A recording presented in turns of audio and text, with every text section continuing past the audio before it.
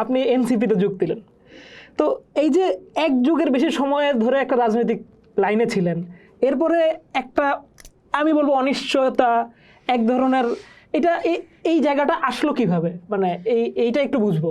এটা প্রথমত বিষয় হলো কি, মানে আমি যখন ছাত্র রাজনীতিও করতেছিলাম, আমার আলোচনার মধ্যে আমি সবসময় প্রবলেম সলভিং এজেন্ডাগুলো আমার মানে প্রবলেম সলভিং মোটিভটা আমার সবচেয়ে মানে মনে হইতো আর কি, যে আপনি যে কোনো হোক, এখন আমি লেফটিস্ট কিন্তু বাংলাদেশে ইসলামিস্টও আছে এবং এটা বাস্তবতা। আমি চাইলেই সে তারে ঘুরে দিতে পারবো না, তারে মাইরা ফেলতে পারবো না, তারে বঙ্গোপসাগরে ভাষা দিতে পারবো না। ফলে আমাকে এমন একটা পলিসি এখানে তৈরি করতে হবে যেই পলিসি আসলে ওকে সবাই মোটামুটি একটা জায়গায় এসে কমন গ্রাউন্ডে রাজি হইতে পারে। এবং আমার বারবার মনে হয়েছে যে এই পলিসিটা হইতে হবে একটা রাষ্ট্রের সিরিয়াস রিফর্মের মধ্য দিয়ে। এনসিপিতে জয়েন করার বিষয়টা আসলে তো খুব, যেটা আপনি বলছেন আর কি, যেভাবে প্রশ্নটা করছেন, এটা তো খুবই রিস্কি। কারণ মনে করেন আমি আমার যে পলিটিক্স, আমার যে পরিচিত এরিনা, সেই এরিনার বাইরে যাওয়া, ফলে এইটা ঠিক হবে কি ভুল হবে, ফিউচারে কি লেখা আছে না লেখা আছে, এটা তো পুরোপুরি আনপ্রেডিক্টেবল। কিন্তু আমার কাছে মনে হয়েছিল যে আসলে রাষ্ট্র হিসাবে বাংলাদেশের একটা সংস্কার খুবই প্রয়োজন, এটা নেসেসিটি। এবং জুলাই অভ্যুত্থানের একটা সার্টেন টাইম পরে যখন আমি এনসিপিতে জয়েন করি, এনসিপিতে জয়েন করা 2-3 মাস, তো এর পর্যন্ত আমি যেই ঘটনা প্রবাহগুলো দেখতেছিলাম যে বাংলাদেশের সংস্কারের এজেন্ডায় বাংলাদেশে কোনো পলিটিক্যাল পার্টি আসলে সিরিয়াস না, তারা এক প্রকার কিসের জানি এটা ভয়ের মধ্যে আছেন। তো আমার মনে হলো যে maybe NCP will be the party, যে আসলে বাংলাদেশের এই গণতান্ত্রিক রূপান্তরের ব্যাপারটাতে সে সিরিয়াস থাকবে। কারণ জুলাই অভ্যুত্থানটাই তার আসলে মূল বা তার যে বিকাশমান জায়গা, তো সেই জায়গা থেকে আসলে এক প্রকার মনে করেন এই সিদ্ধান্তটা নেওয়া।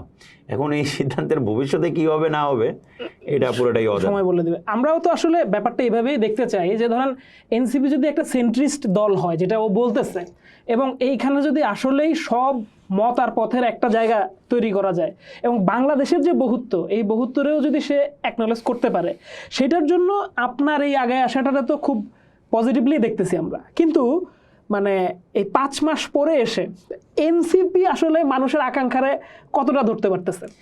আমি একটু বড় করি প্রশ্নটা, যে ধরেন দেশে বিভিন্ন মব হচ্ছে, অনেক সময় এই মবকে উস্কায় দেওয়ার জন্য এনসিপির নেতাদেরকে দায়ী করা হচ্ছে। এই নারী সংস্কার কমিশন নিয়ে তো বেশ ঝামেলা হচ্ছে, একটা পক্ষকে আমরা এনসিপির পক্ষ থেকে অংশগ্রহণ করতেও দেখতেছি, আবার হেফাজতের সমাবেশেও উপস্থিত থাকতে দেখতেছি। এই সব কিছু মিলে অনিক রায় হিসেবে আমরা অনিক রায়কে যেই চেহারায় দেখি, এই পজিশনটা কি একটু নড়ে চড়ে যাইতেছে কিনা? প্রথমে বিষয় হলো যে ভাই এনসিপি আসলে এখন পর্যন্ত তার যে ক্যারেক্টার, সেই ক্যারেক্টারটা মোল্ড হয় নাই। মানে আপনি এখনো ওর ক্যারেক্টার একটা তৈরি প্রক্রিয়ার মধ্য দিয়ে আছে।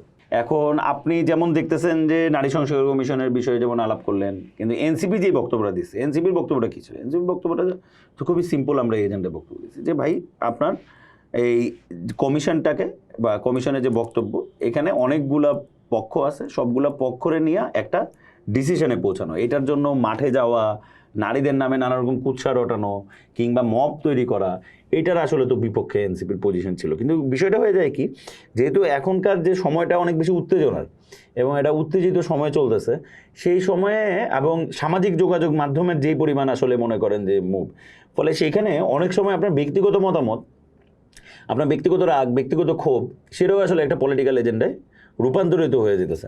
ফলে এইটা আবার গণ অভ্যুত্থানের পরে যে একটা অস্থির সময় যাবে এবং এই অস্থির সময়টারে ঠান্ডা করাটাও যে এত সহজ হবে না, এটাও কিন্তু খুবই স্বাভাবিক বিষয়। ফলে এনসিপি এখন পর্যন্ত জনমানুষের পক্ষ নিতে পারছে কি পারে নাই সেটা আমি বলবো না যে আমরা খুব একটা পায়রা গেছি বা খুব ভালো আমাদের কাজ হয়ে গেছে। কিন্তু আমরা যেটা বলতে পারি যে আমরা একটা জায়গা তৈরি করতে যেতেছি, আমরা যে একটা পজিশন তৈরি করতে যেতেছি, যে আমরা যেমন আমাদের এনসিপির একটা কমন জায়গায় আমরা যেখানে পৌঁছেছি, যে জনগণের অর্থনৈতিক ভিত্তি একটা খুবই মানে প্রয়োজনীয় জিনিস। কারণ আমাদের মনে হয়েছে বা আমরা মনে করি, বা আমিও ব্যক্তিগতভাবে মনে করি, যে বাংলাদেশের মানুষের একটা সবচেয়ে বড় সমস্যা হলো আমরা একটা স্ট্যান্ডার্ড লাইফ লিড করতে পারি না। এবং যখন আমি স্ট্যান্ডার্ড লাইফ লিড করতে পারি না, তখন আমাকে মানে ডিভাইড করা এবং অন্যকে শত্রু জ্ঞান করাটা এবং করানোটা খুব ইজি। আপনি মনে করেন যে যেটা ইন্ডিয়ায় হইতেছে, আপনি মনে করেন যে একজন হিন্দুরে বলা হইতেছে যে এই যে তোমার যে জীবনে কষ্ট, এই কষ্ট হলো এই মুসলমানগুলো। আবার বাংলাদেশে বলা হইতেছে মনে করেন যে এই যে তোমার জীবনে যে কষ্ট, এই কষ্ট হলো এই হিন্দু, এরা তোমার টাকা, এই যে ওর জমি, এই জমি। ফলে এইটা হইতেছে কি, এইটার পিছনে একটা বড় অর্থনৈতিক রিজনিং আসলে হাজির। এখন এনসিপি সামনের দিনে এই অর্থনৈতিক রিজনিংগুলোকে আইডেন্টিফাই করতে পারবে কিনা এবং সেইগুলোকে মোকাবেলা করার মতো প্রজেক্ট বা সেগুলোকে মোকাবেলা করার মতো দাবি দেওয়া ঠিক করতে পারবে কিনা, এগুলো নিশ্চয়ই সময়ের ব্যাপার। কিন্তু এনসিপি এই জিনিসগুলো করতে চায়। কিন্তু একটা বিষয় খুবই গুরুত্বপূর্ণ যে এতগুলো তরুণ এখানে এসে এক হয়েছে, যারা বিভিন্নভাবে তাদের জায়গা থেকে লড়াইটা করছে। ফলে এখন যখন তারা এক হয়েছে, এটার যে মোল্ড হওয়া বা এটার যে একত্রিত হওয়া, এটাও কিন্তু একটা সময়ের বিষয়। এবং আমি আশা করি যে এটা খুব তাড়াতাড়ি হয়তো বা আস্তে আস্তে ধীরে ধীরে এই জিনিসটা হয়ে যাবে। আর আমার বিশ্বাস যে এখনও যদি এনসিপি জনগণের দাবি দাওয়াগুলোকে নিয়ে জনগণের মধ্যে যায়, তাহলে আমার মনে হয় না যে এনসিপির যে শক্তিশালী একটা জনভিত্তি তৈরি করা খুব একটা কঠিন বিষয় হবে আর কি।